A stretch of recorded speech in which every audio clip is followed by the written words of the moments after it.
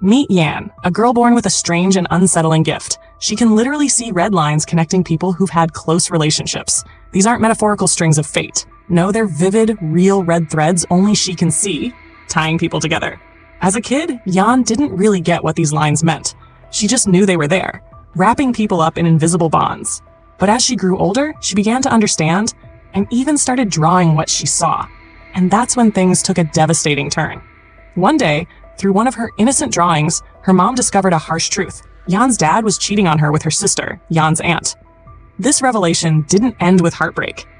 It ended in violence. Yan's mother went after her husband with a knife. After that, Yan lost her father. From that moment on, Yan didn't see her power as a gift anymore. It was a curse that caused pain and destroyed lives. She was done hurting people, so she locked herself away, cut off from the world. The isolation pushed her into deep depression. She even tried to end her life, but no matter how many times she tried, she couldn't die. Turns out, along with seeing red lines, Yan was also immortal. Let that sink in. With nothing left but endless years ahead of her, she decided to give herself a purpose. Find out the truth behind these red threads. Who made them? Why her? Are there others like her? And that's when things start to shift. One day, a woman named Yun, who lives in the building across from Yan, tries to visit her. But Yan, still closed off from the world, doesn't answer the door. Yun keeps ringing and eventually gives up, but she leaves a bag of fresh fruit at Yan's door. Now remember, Yan's been living off canned peaches for years. So when she bites into that juicy, fresh fruit, it's like a taste of life she forgot existed. It stirs something in her. Maybe she's missing out on more than she thought. Meanwhile, at a nearby school, things aren't looking good. A girl named Sun gets ambushed by a group of bullies on the school's terrace. But instead of helping, another student brutally kicks another classmate and then drags Sun by the hair, threatening to throw her off the building if she dares to tell the principal what's going on. Yep, high school cruelty at its worst. At the same time, Hai's uncle, a policeman, is busy working on a disturbing case. The body of a 29-year-old woman has been found dead in her room. It's suspicious. The woman had marks on her neck, and there were signs of a break-in. That night, Yan sees that Yun left more fruit at her door, along with a handwritten note. While Yan is reading it, the news plays in the background, and that's when she hears about the same mysterious case. On TV, the reporter confirms the break-in and the marks on the neck, and just then, Yan sees something strange, a motorcyclist pulling up near her building. But what really catches her attention? The rider doesn't have a red line connecting to anyone, just a single red line coming out of his head. That's it. And then, a few hours later, Yan hears a motorcycle revving again. Yan is staring out of her window when she spots that same mysterious biker guy, yeah, the one that gave her bad vibes before, actually breaking into Yun's building. Naturally, she panics and calls the police to report the break-in. But here's the twist. When she finally sees what's going on, the biker and Yun hug each other like they know each other. Wait, what? Now Yan is totally thrown off, and Yun even ends the call herself, clearly confused and lost in her own thoughts. Meanwhile, Han, the detective, comes home after a long shift and realizes that his niece skipped school. And it gets worse. She's injured, clearly attacked by someone, but refuses to say a word about what happened. Red flags all over. Later, Han steps out to his balcony for some air and notices Yan's window is covered with cardboard. Kinda odd, right?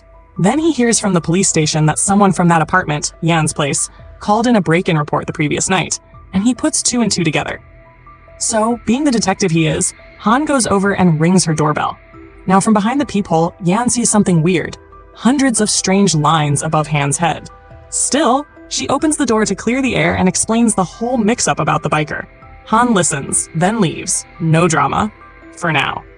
But the suspense isn't over. That same evening, Han learns that a murder victim they found had an ex-boyfriend who lives in the same building as Yan. Big clue.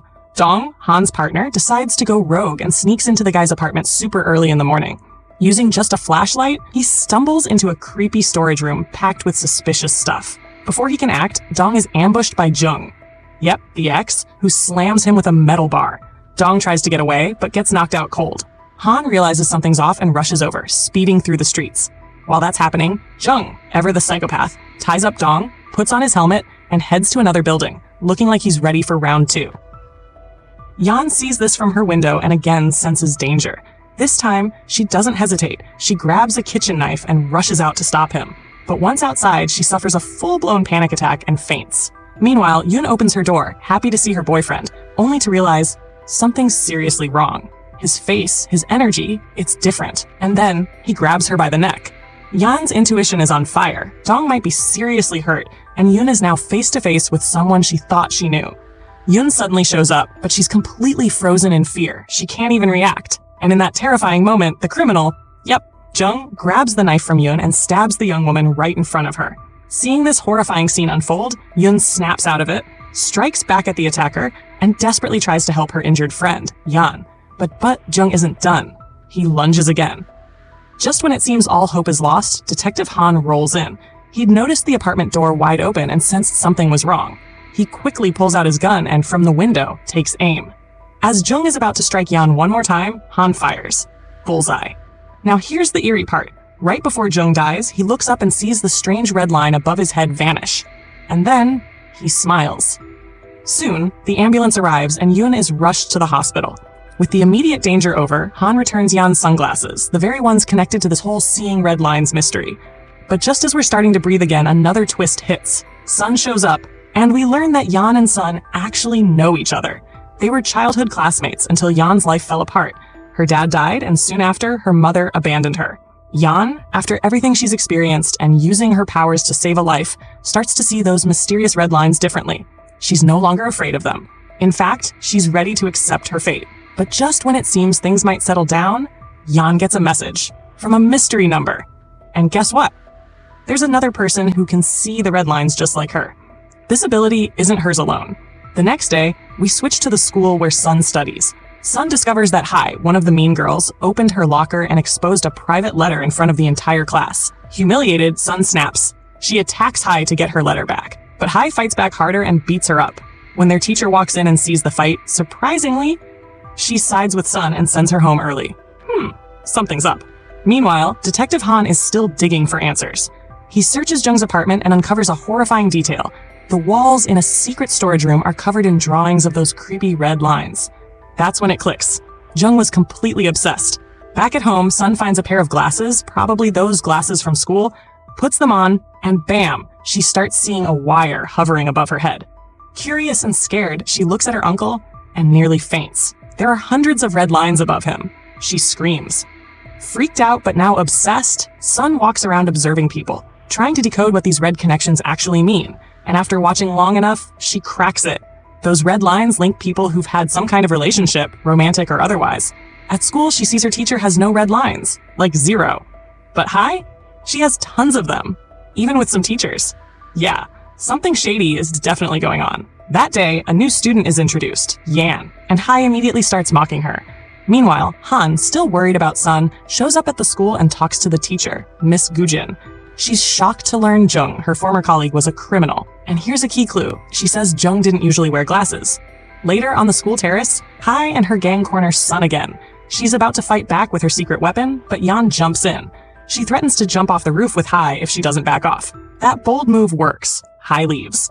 But Sun, shaken, warns Yan to stay out of her business from now on. That night, things escalate even further. Sun follows Hai and catches her entering a hotel with one of the teachers. Boom. Proof. She snaps a picture and sends it to Hai. But Hai warns her, if the picture leaks, only the teacher's life is ruined because she's underage. Classic manipulation. So Sun changes her plan. She sends the image to the teacher directly and blackmails him for 20 million won. Her plan? Use the money to escape her current life. Leave the city, ditch her uncle, and never look back. In a quiet moment later, Yan notices Sun's glasses and realizes she can see the red lines too. The two finally talk openly. Sun shares that she found the glasses randomly. Yan then warns her. Jung died wearing those glasses. They're dangerous, but Sun doesn't care. With all she's been through, this ability feels like the only power she has, and she's gonna use it no matter the risk. That night, Sun is chilling at her new boyfriend's house when she suddenly gets a message from her teacher. He tells her to meet him on the school roof at midnight, promising to hand over the money she's been asking for. Sounds shady, right? Well, it gets worse. What Sun doesn't realize is that Hai, another student, had been hiding in one of the school toilets earlier, eavesdropping when Sun and Yan were talking about those mysterious red lines and the power of the glasses. So now Hai knows everything. She secretly follows Sun to the arcade, and while Sun is distracted, taking photos with her boyfriend, Hai slips the magical glasses right out of her bag and vanishes. Later, when Sun discovers her glasses are missing, she panics and searches everywhere but has no luck. In a rage, she calls up Jan and accuses her of stealing them. But despite everything, she still goes to meet her teacher on the school rooftop. And here's where it gets really dark. Sun gets there and finds out her teacher lied. There's no money. He just wanted to talk her into staying quiet about their affair. He's terrified that the photo of them will ruin his life, his job, his marriage, everything. But Sun doesn't back down. She demands the $20 million she was promised. Right in the middle of this tense moment, the teacher gets a message from his wife, and boom, she's already seen the photo. Furious, he snaps. In a fit of rage, he pushes Sun off the cliff. Yan, who arrives at school around the same time, sees her friend falling and rushes to help. She calls an ambulance and goes with Sun to the hospital. But sadly, the doctors can't save her. Sun dies from the fall. When Han, her uncle, hears about it, he's devastated and blames himself, thinking she tried to end her own life. But Yan insists Sun was pushed. This wasn't an accident. The next day, things start to unravel. The teacher, Kim, tells people at school that his engagement is off. He's now living with his sister and brings a stuffed rabbit as a gift for his niece. He says it's just temporary. He plans to move to Canada soon. Meanwhile, Yan meets a curious student named Kyung Jin on the school's rooftop. They're not friends, but Kyung is obsessed with solving mysteries, and she's intrigued by what happened to Sun. She wants to help find out who pushed her. Professor Kim finds a pair of glasses on his desk. He puts them on, and just like the others, he starts seeing the red lines. Then Han shows up and asks to speak with Miss Gin. He believes Sun didn't jump but was murdered, and he brings up Hai, who had been stalking Sun. But the teacher says Hai never showed up to school that day, which just makes her more suspicious. Determined to get answers, Han questions Sun's boyfriend. The boyfriend says that after taking photos at the arcade, Sun left in a panic looking for her glasses. They check the arcade's security footage. They catch Hai stealing Sun's bag. That night at dinner, Kim is wearing the glasses again and notices something odd. Han, his brother-in-law, has a lot of red hair floating above his head. That's never a good sign. They start talking, and Kim opens up about how his engagement ended. Turns out, he came home one day to find his fiancée in bed with his friend. Later, as they head back upstairs, Kim presses the elevator button for the 4th floor. When the door opens, the red line coming from his glasses points directly to the apartment of the woman Han is secretly having an affair with. Later, Kim heads home with his sister and niece. But there's something odd. He finds a box addressed to the resident of apartment 4001. Now, being the curious guy he is, or maybe a little nosy, he decides to personally take the box downstairs. His real motive? He wants to uncover who his brother-in-law has been secretly seeing. Meanwhile, things blow up at school. A photo of Hai and the teacher Shang Jin spreads like wildfire, shocking everyone, students and staff alike. Shang Jin, completely destroyed by guilt and shame over everything he's lost, decides he can't take it anymore. He wants to end it all. It's tragic. Detective Han, still on the case, visits the crime scene again. Then he meets Yan at school and asks her why her niece returned there the night of the incident. Yan has a strange request. She wants him to find Sun's glasses because apparently those glasses hold the key to everything. Back with Kim, he's tailing Young, his shady brother-in-law, and catches him at a fancy restaurant with, you guessed it, the neighbor from apartment 4001. So Kim calls Young asking where he is. And of course, Young lies, saying he's not even in Seoul. Seriously? After proving Young's a complete liar, Kim shows up at the hotel where Young's staying with his mistress. Young tries to smooth things over, begging Kim to keep the affair quiet until he can talk to Ryong, his wife. But it's too late. The damage is done. The next day, Kim decides to leave. He packs his bags and says a bittersweet goodbye to his sister, unsure of when they'll meet again. But as if things couldn't get worse, Kim finds out Ryong, his sister, crashed into a neighbor's car. Why? Because she just found out about Young's betrayal. So what does Ryong do? She rams her car into Young's mistress's vehicle repeatedly. Total chaos. Kim rushes to calm her down, but guess who shows up? Young. And instead of checking on his wife, he runs to protect his mistress. That's when Kim snaps and punches Young, hard. But Ryong pulls him back. And then, plot twist. Ryong confesses something huge. She's not Young's wife. She's actually his mistress. Young is married to someone else entirely, Chae Ren. And once Kim found out, he broke off the affair, but Ryong couldn't handle it and went completely off the rails. Meanwhile, Detective Han finds Sun's diary, and what he learns is straight up eerie. The glasses Sun was wearing? They let her see things. Things that normal people can't. Like some sixth sense type of stuff. So Han goes back to Yan to figure out what all those creepy red lines in the drawings mean. Yan explains, and though it sounds crazy, Han believes she's telling the truth. That weekend, Yan gets a job at the Mian Hotel. She works the night shift as a receptionist, while Han and his partner Dong piece everything together, trying to solve the big mystery: who pushed Sun off that terrace? As they go full detective mode, connecting photos and clues, they come to a grim conclusion. Professor Shang Jin did it. Out of guilt, out of shame, out of desperation, he ended it all. On Sunday, Yan gets a visit at the hotel from two of her school friends. While they're hanging out, one of the hotel guests catches her eye. She recognizes her. It's someone from the school's admin department. This mystery runs deep. Later that night, Meng, another character, goes home, puts on those mystical glasses, and sees millions of red lines floating across the sky. Yan also heads home, turns on the TV, and learns something chilling. Another victim was eliminated the night before. The criminal who caused all the chaos? Yeah, he gets caught near the scene, and to make things even creepier, he confesses everything with a smile on his face. When Yan sees the photo of the criminal, she notices something weird. He's wearing the same kind of glasses that Zone had. And boom! She realizes there are multiple glasses out there, glasses that let people see these mysterious S-lines. Fast forward to Monday.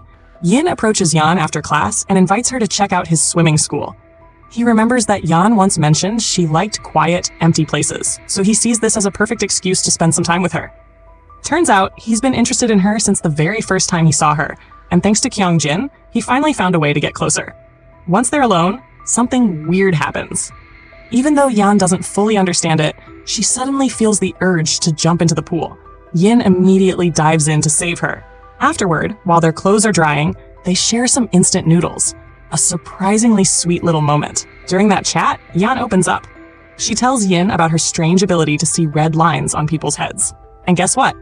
She reveals that neither Yin nor Kyungjin have red lines, just like her. Even though he doesn't really get what it all means, Yin believes her. Now let's switch to Meng. She books room 206 at the Mason Hotel again. While cleaning the halls, Yan hears her talking to herself in front of the mirror, rehearsing something. Apparently, a few months back, Meng found a pair of the mysterious glasses in that room, which gave her the ability to see S-lines too. Since then, she's become obsessed. Now get this. Meng's creepy hobby? Watching guests in room 205 through a hole in the wall. But one day she sees Mr. Lee, the music teacher, and it shakes her. She's been secretly in love with him ever since she first saw him. But when she finds out he's been meeting another woman, Kaylin, her whole world crashes down. Driven by jealousy, Meng extends her hotel stay, and when Kaylin shows up again to meet Lee, Meng attacks her with a fire extinguisher, puts on Kaylin's clothes, and goes to see Lee herself. Chilling, right? Lee is, of course, totally confused.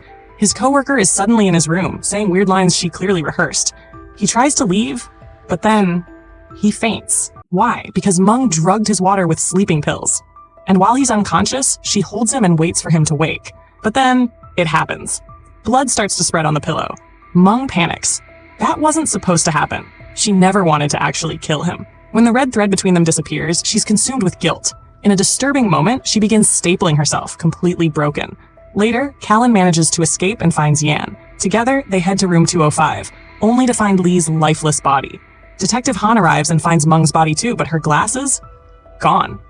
Yan later tells Han that Meng always wore those special glasses at work, and that they mess with people's minds. The red line Meng had never even connected to Lee, so it's hard to know why she attacked him. And then, in a quiet moment after everyone leaves, Detective Han goes back to the hotel, drains the bathtub where Meng's body was, and finds the glasses. He puts them on. Looking into the mirror, he finally sees the red lines Yan had been talking about. So, what do you think? Are the glasses cursed? Do they reveal hidden truths? Or create dangerous illusions? Let me know in the comments. And if you're into mind-bending thrillers like this, don't forget to like, subscribe, and hit that bell for more wild recaps. See you in the next one.